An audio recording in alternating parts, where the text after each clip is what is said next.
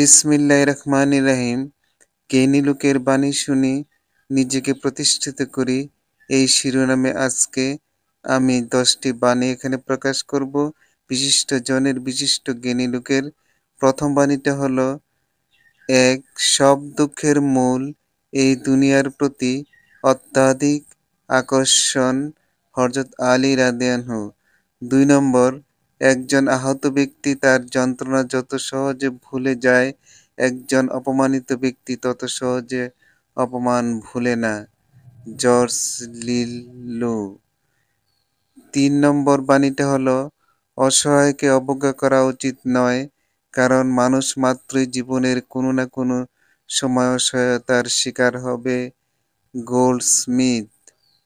4 নম্বর, ভবিষ্যৎ যার কাছ থেকে তুমি সবচেয়ে বড় কষ্টটি পাবে, আজ সে তোমার সবচেয়ে কাছের কোনো একজন। রেদওয়ান মাহসুদ।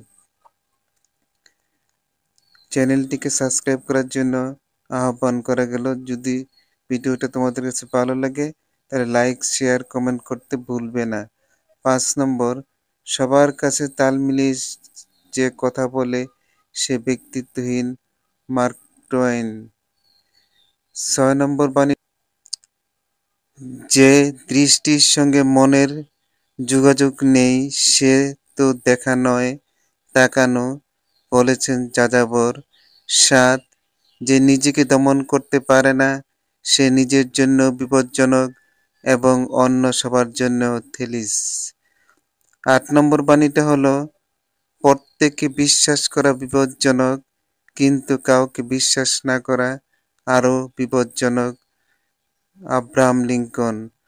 9, ভীরুরা মরার আগে মরে বারবার, সাহসীরা মৃত্যুর স্বাদ একবারই গ্রহণ করে। শেক্সপিয়ার।